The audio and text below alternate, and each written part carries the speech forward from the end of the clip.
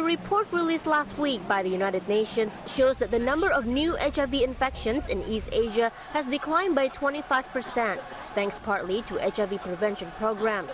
China's Health Minister Chen Zhu says the number of HIV cases is rising, but at a slower rate compared to previous years. He also says the government has been providing free voluntary blood tests and antiretroviral treatments for AIDS patients without the necessary means. But of course, all these good efforts doesn't mean the work is done. China admits it still has a long march to AIDS prevention and control. There are now more than 300,000 confirmed HIV cases on the mainland, but the actual number could be around 3 times that many. The UN report also shows that the HIV virus is now spreading fastest in China through sex. Sexual transmission now accounts for more than 70% of new cases, up 13% from 2007. And most of the rest were attributed to drug users. But this year, concern was focused more on homosexual transmission. The report shows a dramatic increase in the number of infections among men who have sex with men. These infections account for about 32% of transmission, up sharply from just 12% in 2007. This changing pattern of HIV transmission is demanding more attention from the government as they've been forced to change their strategy. But in China, there's still a huge obstacle in the way, and that's discrimination.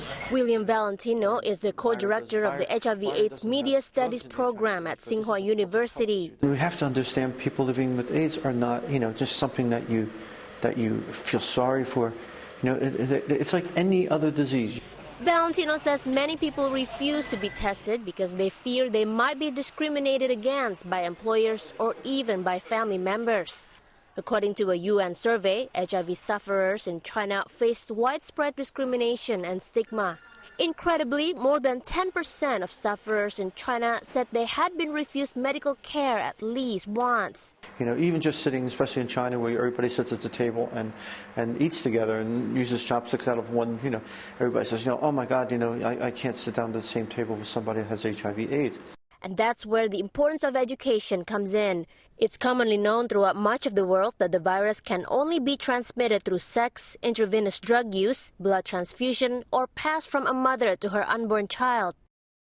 But Valentino says many people in China simply don't know this, and that ignorance has created fear, which then results in discrimination.